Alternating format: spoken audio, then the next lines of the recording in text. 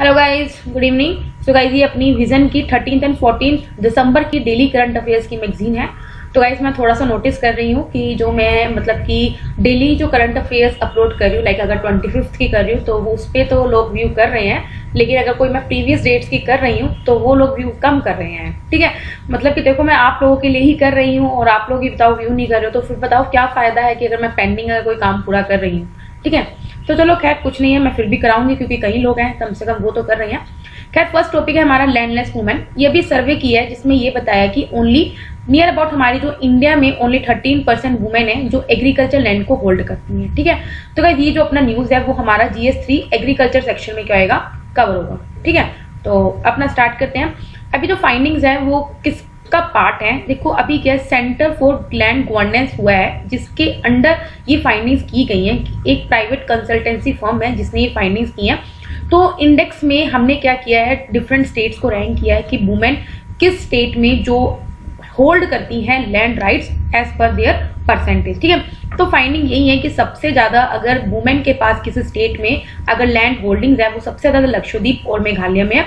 और सबसे ज्यादा वर्स कहाँ है, मतलब कि जहां पे वुमेन लैंड होल्ड ही नहीं करती वो कौन कौन से स्टेट है, पंजाब और वेस्ट बंगाल। तो गाइस आपको ये टॉप 2 स्टेट्स का भी नाम पता होना चाहिए, that is the Lakshadweep and Meghalaya, और जो फर्स्ट स्टेट है that is the Punjab and West Bengal. इन दोनों का नाम आपको क्या होना चाहिए, पता होना चाहिए। देखो गाइस, जो नॉर्थ ईस्ट के जो ट्राइबल स्टेट्स है वहां पे जो कल्चर है वो मैट्रियार्कल है, तो वहां पे जो वुमेन है वहां उनको ज्यादा राइट्स दिए जाते हैं एज कम्पेयर टू जो हमारा नॉर्दर्न इंडिया। ठीक है, आपको पता है हरियाणा और पंजाब में क्या है, जो एग्रीकल्चर होल्डिंग्स है वहां मैक्सिमम लार्ज फार्मर्स हैं, और पर वो क्या है, पैट्रियार्कल सोसाइटी है, इसलिए जो पंजाब में जो वुमेन के नाम पे जो लैंड है वो बहुत ही कम है। अगर हम साउदर्न स्टेट्स में देखे जाए तो ओनली 15.4% वुमेन है जो लैंड को होल्ड करती है, और नॉर्थ ईस्ट में अगर देखा जाए 14.1% है। लेकिन इन सबके बाद भी अगर देखा जाए तो नॉर्दर्न स्टेट्स का हाल बहुत बुरा है, जहां ओनली 9.8% जो वुमेन है वो लैंड को होल्ड करती है, और ईस्टर्न स्टेट्स में 9.2% जो वुमेन है वो क्या करती है, लैंड होल्ड करती है। अब हम देख लेते हैं वुमेन का क्या स्टेटस है एग्रीकल्चर में। वुमेन अगर देखा जाए एग्रीकल्चर लेबर फोर्स मतलब कि जो मजदूरी करती हैं वो एग्रीकल्चर लैंड में वो नियर अबाउट 32% है, और फार्म प्रोडक्शन में वुमेन जो नियर अबाउट 55 to 66% क्या करती हैं, कंट्रीब्यूट करती हैं। अभी क्या है, जैसे आपको पता है रूरल से अर्बन माइग्रेशन बढ़ रही है, तो कहीं ना कहीं एग्रीकल्चर सेक्टर में फेमिनाइजेशन देखने को मिला। मतलब कि अभी क्या है, जो वुमेन है उनका जो रोल है वो इंक्रीज हो रहा है एग्रीकल्चर सेक्टर में, जैसे कल्टीवेटर्स में, as an entrepreneurs and the labourers में। अभी क्या है, हमें क्या बेनिफिट मिलेगा अगर हम वुमेन ओनरशिप को बढ़ाएंगे। देखो, वुमेन ओनरशिप को बढ़ाने से हमें एक ही बेनिफिट मिलेगा, दैट इज हम क्या कर रहे हैं, we are bringing a sense of, एक सेकेंड गाइस, हम क्या कर रहे हैं, we are bringing a sense of security. ठीक है, टू वुमेन, सेल्फ कॉन्फिडेंस हम वुमेन का बिल्ड करेंगे। ठीक है, we can increase the bargaining power and increase the public participation, किसकी, वुमेन की। इसके अलावा क्या कर सकते हैं हम, वुमेन की जो लिविंग कंडीशंस है वो बढ़ा सकते हैं, उनको better nutrition, food security, food sovereignty वो प्रोवाइड कर सकते हैं, और वुमेन का जो हेल्थ एंड एजुकेशन आउटकम्स है वो भी बढ़ेगा। इसके अलावा कहीं देखा गया है जब वुमेन के पास लीगल क्लेम नहीं है to the land they cultivate, मतलब कि वो एज एन एग्रीकल्चर के अंदर एज ए लेबर क्या कर रही है, वो काम कर रही है, लेकिन उनके पास कोई लीगल क्लेम नहीं है जिन भी लैंड में वो काम कर रही है। ठीक है, they lack control over resources, production processes and the income. ठीक है, ये इट ऑल्सो डिनाइज की जो एग्रीकल्चर रिलेटेड स्कीम्स में उनको क्रेडिट भी नहीं मिलता है, इंश्योरेंस भी नहीं मिलता है, जैसे जो सेंट्रल सेक्टर स्कीम्स होगी या जो स्टेट की जितनी स्कीम्स हैं, डिफरेंट स्कीम्स है एग्रीकल्चर से रिलेटेड। लेकिन ये देखने को मिला एग्रीकल्चर से रिलेटेड जितनी भी स्कीम है, अगर वुमेन अगर क्रेडिट चाहती है, इंश्योरेंस चाहती है, या इरिगेशन फैसिलिटी चाहती है, या और भी जितने एंटाइटलमेंट्स हैं, जो भी राइट्स हैं, वो वुमेन को नहीं मिलते हैं। ठीक है, तो गाइस ये काफी अच्छी न्यूज थी, तो आप पढ़ना अच्छे से। नेक्स्ट न्यूज है, मिनिस्ट्री ऑफ फाइनेंस ने अभी अप्रूव किया है नियर अबाउट 10,000 करोड़ का capital expenditure proposal of 27 states under the सेसेक्स स्कीम। ठीक है, अब हम ये पढ़ेंगे सेसेक्स स्कीम क्या है। देखो अगेन जो ये न्यूज है हमारी किस में जाएगी, इकोनॉमिक सेक्शन में कवर होगी। ठीक है, अंडर GS3। ठीक है, तो गाइस आपको पता है 2 तरह के एक्सपेंडिचर होते हैं, एक रेवेन्यू एक्सपेंडिचर होता है, एक कैपिटल एक्सपेंडिचर होता है। ठीक है, तो चलो हम पढ़ते हैं सबसे पहले। अभी कैसे को सेसेक्स स्कीम क्या होता है, it is a special assistance to states for capital expenditure, मतलब कि हम कुछ जो 27 स्टेट्स हैं उनको हम स्पेशल असिस्टेंस प्रोवाइड करेंगे। ये जो अनाउंस की गई थी वो अभी आत्मनिर्भर भारत पैकेज का सेकंड पार्ट आया था तब इसको अनाउंस की गई थी। इसके अंदर क्या आएगा, जो सेंटर होगा वो नियर अबाउट 12,000 करोड़ का इंटरेस्ट फ्री 50 ईयर्स का लोन प्रोवाइड करेगा। आप समझ रहे हो, 50 साल का लोन प्रोवाइड करेगा। कितने करोड़ का? 12,000 करोड़ का, जिसपे कोई भी इंटरेस्ट नहीं लगेगा। 27 स्टेट्स को देगा एक्सक्लूसिवली फॉर कैपिटल एक्सपेंडिचर। देखो तो गाइस, दो तरह के एक्सपेंडिचर होते हैं। एक जो होता है रेवेन्यू एक्सपेंडिचर होता है, ठीक है, एक होता है कैपिटल एक्सपेंडिचर होता है। देखो गाइस, कैपिटल एक्सपेंडिचर में क्या होता है, ये मतलब वन टर्म एक्सपेंडिचर होता है, लाइक लॉन्ग टर्म का। रेवेन्यू क्या होता है, जो हमारा होता रहता है, लाइक सैलरी चाहिए हर महीने जाती रहती है, ठीक है, पेंशन होती है ये हर महीने जाती रहती है, सब्सिडीज होगी ये हर महीने जाती रहती है।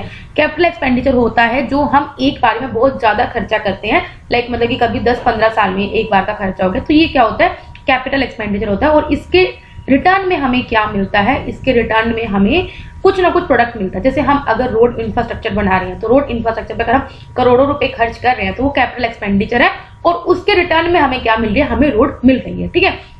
अगर हम जैसे आप इनकम देते हो, पब्लिक ऑफिसर्स को आप इनकम देते हो, उसके मतलब कि वो उसके बदले में आपका कुछ बनता नहीं है, लाइक नो डाउट वो सर्विसेज होती हैं, ठीक है। तो मेरी बात आप आई होप आपको समझ में आ रहा होगा। तो इस स्कीम के अंडर क्या आएगा, हम 12,000 करोड़ का 27 स्टेट्स को 50 साल के लिए इंटरेस्ट फ्री लोन प्रोवाइड करेंगे exclusively for capital infrastructure expenditure, ठीक है। स्कीम का एम यही है कि हम क्या कर सके, तो स्टेट गवर्नमेंट्स की कैपिटल एक्सपेंडिचर की पावर को बूस्ट कर सके, और जो वो फाइनेंशियल एनवायरनमेंट फेस कर रही है, फाइनेंशियल डिफिकल्टीज फेस कर रही है स्पेशली ड्यू टू द कोविड-19, वो क्या कर सके, पूरा कर सके, ठीक है। अभी आपको पता है जो स्टेट जीएसटी जो रेवेन्यू है बहुत ज्यादा गिरा, वो नियर अबाउट 30% डिक्लाइन हुआ है इन अप्रैल अगस्त पीरियड, ठीक है। आपको पता है कैसे जीएसटी कंपेंसेशन सेस का इतना हमने पढ़े हैं, कितनी न्यूज पढ़ी है कि किस तरह से जो जीएसटी कंपेंसेशन सेस जो हमें स्टेट्स को मिलता है वो बहुत ज्यादा डिक्लाइन हुआ है, क्योंकि हमारा जो सेंटर का जो जीएसटी रेवेन्यू वो पहले अक्टूबर 2019 में ही बहुत कम हो गया था, और उसके बाद कोरोना की वजह से और जो रेवेन्यू था वो बहुत कम हो गया, ठीक है। स्कीम के क्या है, 3 पार्ट्स हैं, ठीक है। अब देख लेते हैं कौन कौन से वो 3 पार्ट्स हैं। एक सेकेंड यार, स्कीम के 3 पार्ट्स हैं, एक सेकेंड, हाँ। ये पार्ट 1 है जो कवर करेगा नॉर्थ ईस्टर्न रीजन को, ठीक है। उसके बाद जो सेकंड है वो उन स्टेट्स को कवर करेगा जो फर्स्ट पार्ट में कवर नहीं है, मतलब कि फर्स्ट पार्ट में कौन कवर है, नॉर्थ ईस्टर्न स्टेट है, और पार्ट सेकंड में वो स्टेट जो कि पार्ट फर्स्ट में कवर नहीं है। पार्ट थर्ड में हम क्या करेंगे, कुछ सिटीजन सेंट्रिक रिफॉर्म्स लेके आएंगे स्टेट्स में, ठीक है। ये अमाउंट उन स्टेट्स को अवेलेबल रहेगा जो एटलीस्ट 3 मतलब कि आउट ऑफ 4 रिफॉर्म्स क्या करेंगे, मतलब कि पहला रिफॉर्म है one nation one ration card, ease of doing business reforms. देखो ऐसा आपको पता है one nation one ration card के अंदर क्या है, हम क्या कर रहे हैं, जो रेशन उसकी पोर्टेबिलिटी कर रहे हैं, किसकी, ताकि जो माइग्रेंट लेबर्स हैं वो क्या किसी भी स्टेट की किसी भी फेयर प्राइस शॉप से अपना राशन ले सके। Ease of doing business reform हम इसलिए कर रहे हैं ताकि हम उस स्टेट को क्या कर सके, इन्वेस्टर्स के लिए अट्रैक्ट करवा सके, और ताकि वो कोई भी अगर इन्वेस्टर वहां कोई फर्म खोलना चाहता है तो वो इजिली कर सके। थर्ड है urban local body utility reform and power sector reform, मतलब कि इन 4 रिफॉर्म्स में से अगर कोई स्टेट इन 3 रिफॉर्म्स के अंदर काम कर रही है तो वो ये एक्सपेंडिचर ले सकती है। कैपिटल एक्सपेंडिचर मैंने आपको ऑलरेडी बता दिया, वो मनी जो हम मतलब कि इस तरह के एसेट्स पे खर्च करते हैं, जैसे लैंड पे, बिल्डिंग्स पे, मशीनरी पे, इक्विपमेंट पे, या फिर हम किसी शेयर्स में अगर इन्वेस्ट कर रहे हैं फॉर लॉन्ग टर्म, ठीक है। इसके हायर मल्टीप्लायर इफेक्ट होते हैं, मतलब कि फ्यूचर में प्रोडक्टिव कैपेसिटी को बढ़ाती है। मैंने आपको भी बताया जैसे रोड प्रोजेक्ट्स बढ़ा रहे हैं, इंफ्रास्ट्रक्चर प्रोजेक्ट्स होते हैं, कि हमारी क्या करते हैं, इनडायरेक्टली इकोनॉमी की जो प्रोडक्टिविटी है वो फ्यूचर में बढ़ाएगी, which results in a higher rate of economic growth, ठीक है। तो गाइस आई होप आप सबको ये समझ में आया होगा। नेक्स्ट न्यूज़पेपर हम पढ़ते हैं अपनी first phase of the 5th national family health survey release हुआ है, ठीक है। अगेन गाइस ये जो न्यूज है हमारी किसमें कवर होगी, देखो जो नेशनल फैमिली हेल्थ सर्वे है वैसे ही हमारी जाएगी सोशल इश्यूज में, आइदर इन GS1 और GS2 में, किसमें, सोशल इश्यूज में, ठीक है, सोसाइटी सेक्टर में, ठीक है। अभी क्या है, अब पहले आपको ये पता होना चाहिए जो नेशनल फैमिली हेल्थ सर्वे ये कौन रिलीज करता है, जो ये हमारी रिलीज करी है ministry of health and family welfare ने ये डाटा रिलीज किया है on 5th national family health survey. इसके अंदर डिटेल इंफॉर्मेशन है 17 स्टेट्स और यूनियन टेरिटरीज की पॉपुलेशन का, हेल्थ का और न्यूट्रिशन का, ठीक है। अब देखो हम जो नेशनल फैमिली हेल्थ सर्वे जो 4th हुआ था 2015-16 में हुआ था, उसके डाटा के साथ अभी कंपेयर करेंगे जो अभी 5th रिलीज हुआ है उसके डाटा को, ठीक है। कहीं ना कहीं मैटरनल और चाइल्ड हेल्थ इंडिकेटर्स में इंप्रूवमेंट देखने को मिला है। अंडर 5 मोर्टेलिटी रेट और जो इन्फेंट मोर्टेलिटी रेट है, ठीक है। देखो अंडर 5 मोर्टेलिटी रेट वो होता है जिन बच्चों की 5 साल से कम उम्र में क्या हो जाती है, डेथ हो जाती है। इन्फेंट मोर्टेलिटी रेट वो होती है जिन बच्चों की 1 साल से पहले क्या हो जाती है, मृत्यु हो जाती है एज पर 1000 लाइफ पर, ठीक है। तो ये दोनों के दोनों डिक्रीज हुए, अंडर 5 भी और इन्फेंट मोर्टेलिटी रेट दोनों के दोनों डिक्रीज हुए हैं 18 स्टेट्स में।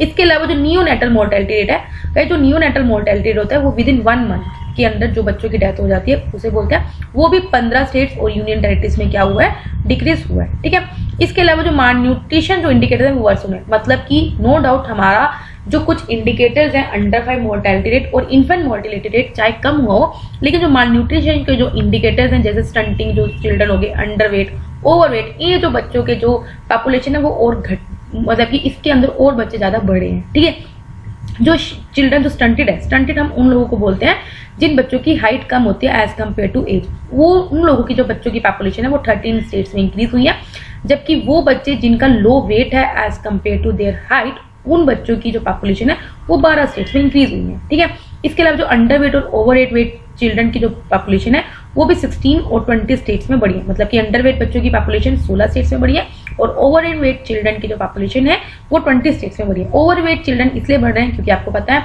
जंक फूड जो इतना ज्यादा बढ़ रहा है, इस वजह से जो इन बच्चों की जो पॉपुलेशन है वो बढ़ी है। ठीक है, अगर हम सेक्स रेशियो देख के टोटल पॉपुलेशन, मतलब कि फीमेल एज पर 1000 मेल्स, वो 17 स्टेट्स एंड यूटीज में इंक्रीज हुई है।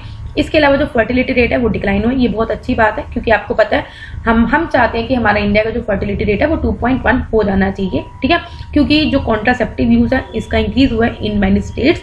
ठीक है, कंसिडरेबल इंप्रूवमेंट मिली है वैक्सीनेशन कवरेज में, मतलब कि यूनिवर्सल हेल्थ कवरेज है या फिर इतनी different type of vaccination coverage चल रही है, तो वैक्सीनेशन कवरेज में इंप्रूवमेंट दिखने लगी है अमंग द चिल्ड्रन जिनकी एज 12 to 23 मंथ्स हैं across all the states and the union territories.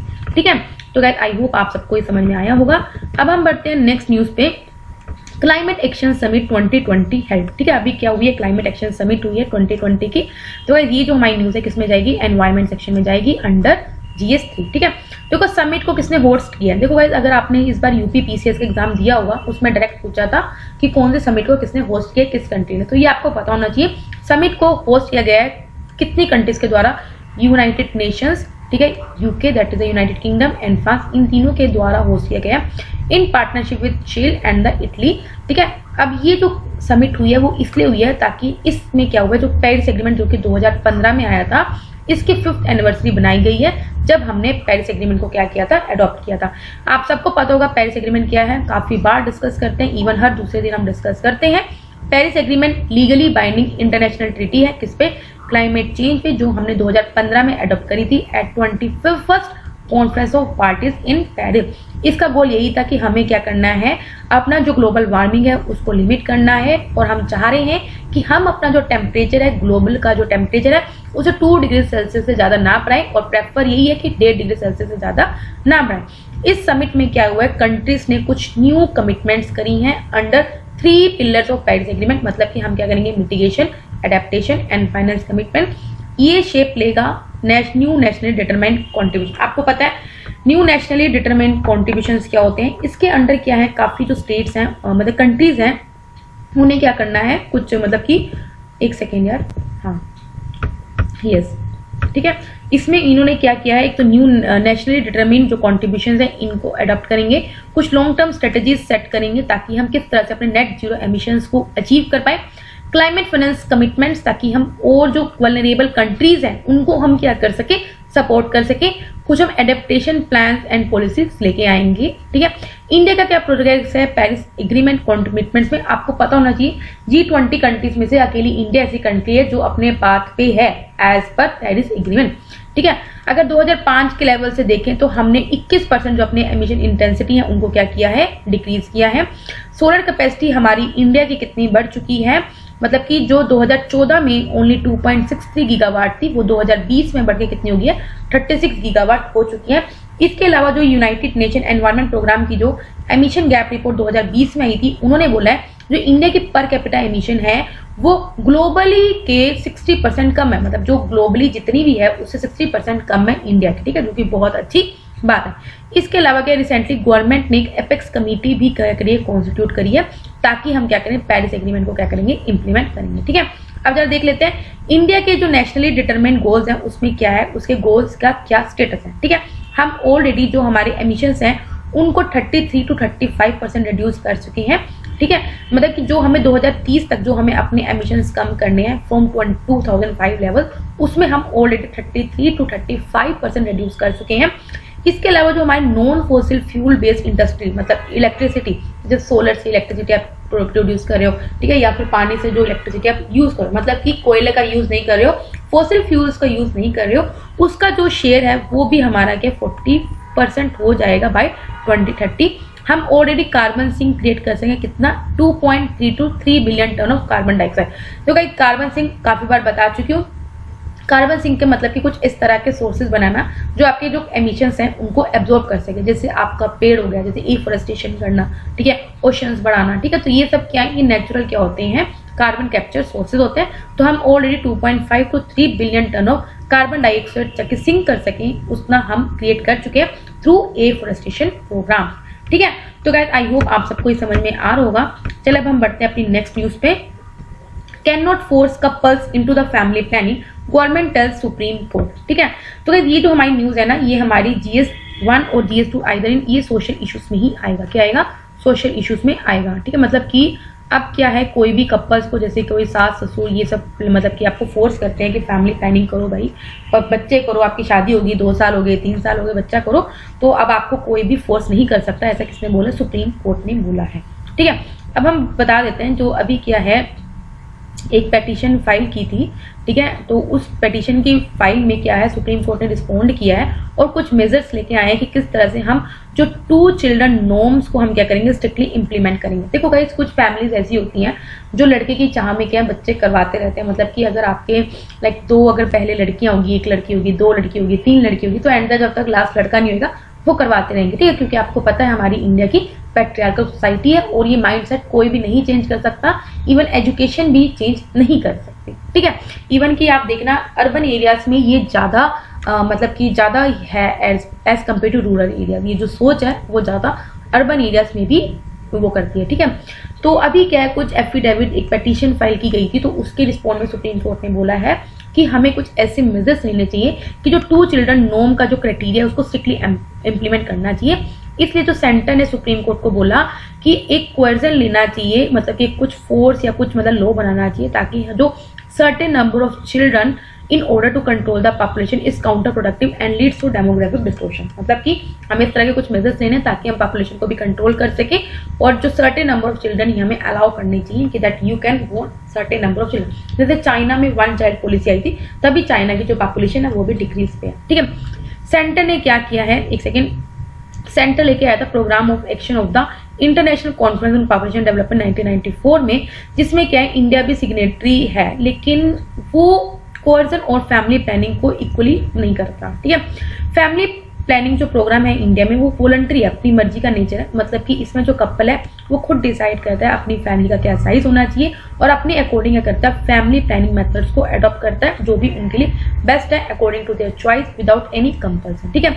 Also 2000 की जो नेशनल पॉपुलेशन पॉलिसी है एंड 2017 की जो नेशनल हेल्थ पॉलिसी है, ये कहीं ना कहीं गवर्नमेंट के रोल को प्रायोरिटाइज करती है कि वो हेल्थ सिस्टम को शेप करे for achievement of total fertility. मैंने आपको भी बताया कि हम चाहते हैं कि 2025 तक हमारी टोटल फर्टिलिटी रेट कितना आए, 2.1 होना चाहिए, ठीक है। लेकिन अगर हम ये वॉलंटरी अगर हम किसी कपल पे खुद ही छोड़ देंगे कि आप अपने हिसाब से करो, तो वो जरूरी नहीं है, फिर तो हमारी 2.1 होएगी नहीं कभी। तो इसके लिए तो गवर्नमेंट को ही मेजर्स लेने ही पड़ेंगे, ठीक है।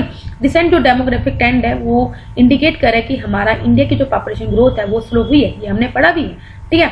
अभी क्या है, जो फर्टिलिटी अगर हम नेशनल फैमिली हेल्थ सर्वे जो कि 2015 में आया था, 4th हुआ था, वो ओनली 1.8 है। अगर हम पहले की जो एक्चुअल फर्टिलिटी रेट देखें जो 2.2 थी, ठीक है। मतलब कि एक्चुअल जो फर्टिलिटी है वो 2.2 है, लेकिन हम क्या चाहते हैं 1.8 होना चाहिए, ठीक है। शार्पेस्ट डिक्लाइन देखने को मिली है, डिकेटल ग्रोथ मतलब कि 10 साल में ये सबसे कम ग्रोथ देखने को मिली है।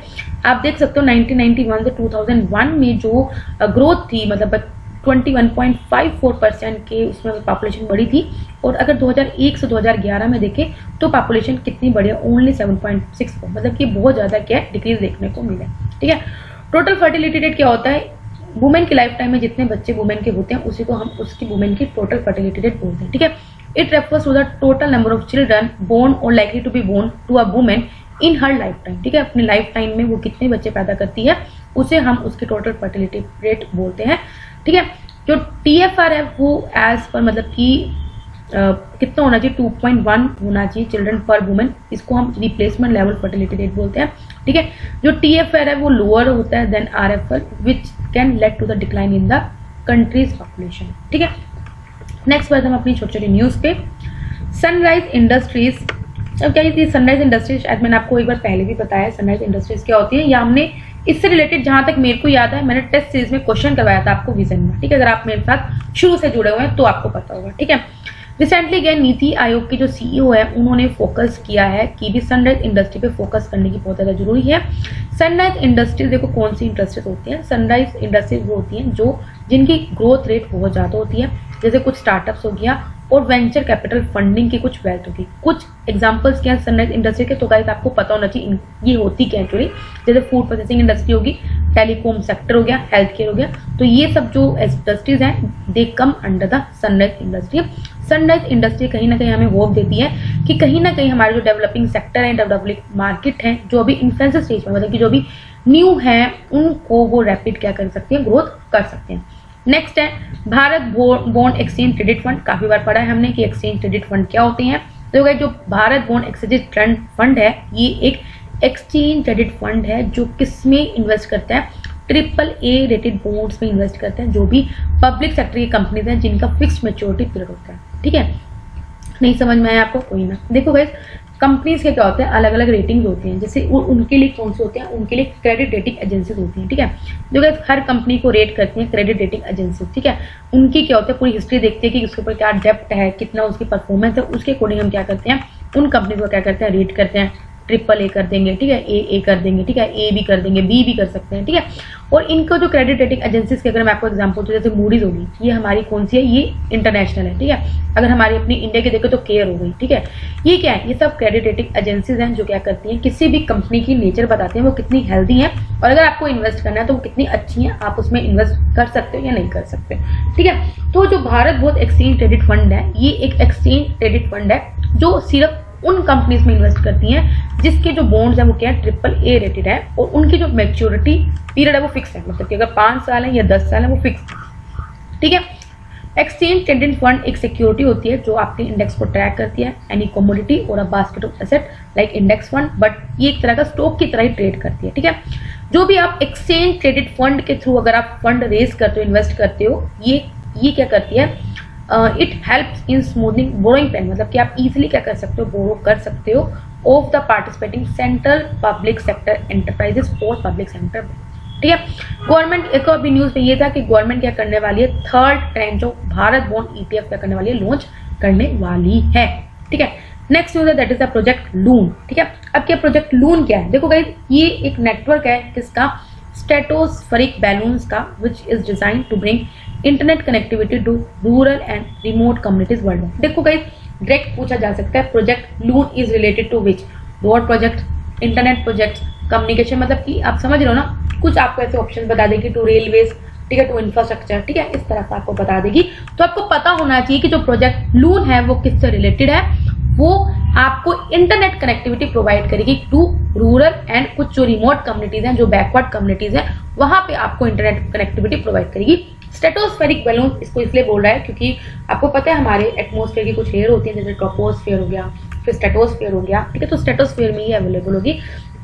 ये जो प्रोजेक्ट है वो किसके अंडर है ये भी पता होना चाहिए, it is under Google subsidiary. इसके अंदर क्या होगा, जो ह्यूज हीलियम फिल्ड बैलून होंगे, देखो बैलून्स की बात करिए तो उस बैलून में कुछ हीलियम होगी, हीलियम एक इनर्ट गैस है जिसको हम 20 किलोमीटर अबव द अर्थ क्या लॉन्च करेंगे, ठीक है। आपको पता है ट्रोपोस्फेयर की height near about 5 to 10 kilometre होती है, तो उसके ऊपर जो हाइट शुरू हो जाती है फिर स्ट्रेटोस्फेयर लेयर अबव आ जाती है, तो इसलिए इसको लॉन्च किया जाएगा स्ट्रेटोस्फेयर में, जहां पे एयरप्लेन्स होते हैं वो फ्लाई करते हैं। बैलून से एक तरह का सेल टावर की तरह एक्ट करेंगे जो सिग्नल्स को रिसीव करेंगे और फिर ट्रांसमिट करेंगे। रिसेंटली लून ने एक न्यू रिकॉर्ड सेट किया है for the longest stratospheric flight bye staying it in air for 312 दिन, ठीक है, ठीक है। तो गाइस नेक्स्ट न्यूज पढ़ते हैं, एक सेकेंड रुकिए। सैटेलाइट इंटरनेट, सैटेलाइट इंटरनेट भी ये न्यूज में क्यों था, देखो instead of connecting through copper wires और फाइबर ऑप्टिकल वायर्स, देखो क्या करता है जो सैटेलाइट इंटरनेट, देखो आपको समझ में आ रहा है कि सैटेलाइट के थ्रू आपको इंटरनेट कनेक्टिविटी प्रोवाइड कर रही है, ठीक है। अभी आपको जो कनेक्शन मिलता है वो कॉपर वायर्स के थ्रू या जो फाइबर ऑप्टिक केबल, जैसे हम अंडमान निकोबार में जो हम क्या चला रहे हैं, प्रोग्राम चला रहे हैं जिसमें हम क्या करें, ऑप्टिकल फाइबर्स के थ्रू वहाँ पे इंटरनेट कनेक्टिविटी प्रोवाइड करेंगे। ठीक है, लेकिन इसके अंदर क्या होता है, सैटेलाइट इंटरनेट में हम क्या करते हैं कि एक सैटेलाइट इंटरनेट क्या करता है, सैटेलाइट्स का यूज करता है स्पेस में, ताकि हम क्या कर सके, इंटरनेट को पहुंचा सके उस एरिया में थ्रू सैटेलाइट डिशेस। समझ में मेरी बात आ गई। हम क्या कर रहे हैं, सिंपल है, सैटेलाइट्स के थ्रू इंटरनेट की कनेक्टिविटी प्रोवाइड कर रहे हैं इंस्टेड ऑफ कॉपर वायर्स और फाइबर ऑप्टिक केबल।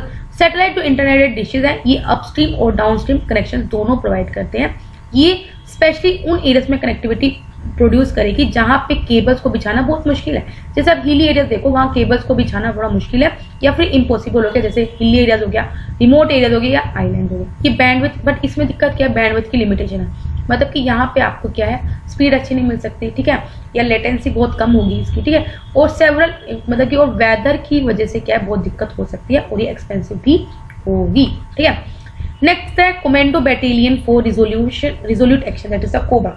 तो वो कोबरा बैटेलियन है, ये 2009 में रेस किया गया था बाय सेंट्रल गवर्नमेंट। किसके अंडर है ये, देखो ये आपको पता होना चाहिए, कोबरा बैटेलियन किसके अंडर काम करता है, आइदर मिनिस्ट्री ऑफ डिफेंस और मिनिस्ट्री ऑफ होम अफेयर्स, ये किसके अंडर काम करता है आपको पता होना चाहिए।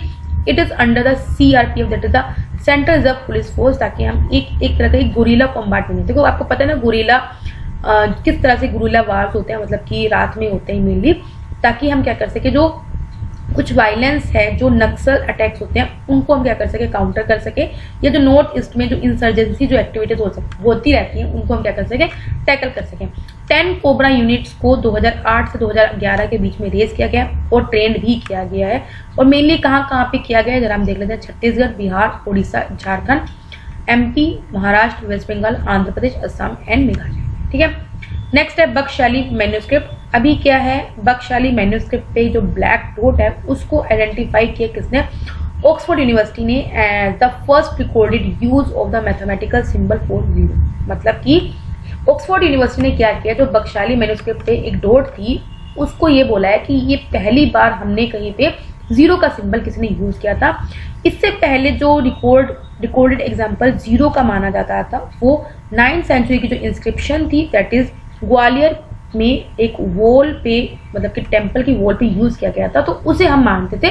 लेकिन अभी इसको रिप्लेस करके क्या बोला गया है, किसके, बख्शाली मैन्यूस्क्रिप्ट पे जो डॉट यूज है उसी को बोला गया। ठीक है, बख्शाली जो मैन्यूस्क्रिप्ट है वो 3rd सेंचुरी की इंडियन मैथमेटिकल मैन्यूस्क्रिप्ट है, जो written in ink on birchbark. इसको 1881 में फाउंडेड किया था in village of Bakhshali near Peshawar, Pakistan. ठीक है, नेक्स्ट न्यूज पढ़ते हैं हम अभी, handicraft and GI toys, last news आई अभी की। ठीक है, handicraft and GI toys exempted from quality control order. ठीक है, देखो अभी क्या ये स्टेप इसलिए लिया गया है ताकि हम इंडिया को ग्लोबल मैन्युफैक्चरिंग हब बना सकें, ताकि हम टॉयज की भी सेल कर सकें और एक्सपोर्ट कर सकें, और हम अपनी कंट्री के टॉयज की जो डोमेस्टिक मैन्युफैक्चरिंग है उसको बढ़ा सके और उसको सेल कर सकें। ठीक है, DPIIT, that is the department of promotion of investment and industry trade, उसने क्या किया है, toys quality control second amendment order 2020 को रिलीज किया है कि किस तरह से आप क्या कर सकते हो, स्टैंडर्ड मार्क को यूज कर सकते हो under licence from BIS, that is the bureau of Indian standard. ठीक है, world intellectual property organisation, that is WIPO के आपको पता ही है WIPO, ठीक है, इंटरनेशनल बॉडी है। ठीक है, काफी स्टैंडर्ड पे भी लॉन्च करती है, काफी पब्लिश करती है। ये जो ज्योग्राफिकल इंडिकेटर को डिफाइन करती है, कोई sign which is use on project जिनकी स्पेसिफिक ज्योग्राफिकल ओरिजिन है और कुछ क्वालिटीज पोजेस करती है that are due to that origin. ठीक है, मतलब कोई इसको कॉपी नहीं कर सकता है। ठीक है, तो गाइस यहाँ पे हमारी 13th and 14th की डेली करंट अफेयर्स की मैगजीन कंप्लीट हो गई है। कोई अगर पसंद आई लाइक करना, कोई डाउट हो कमेंट करना। तब तक के लिए बाय बाय, टाटा।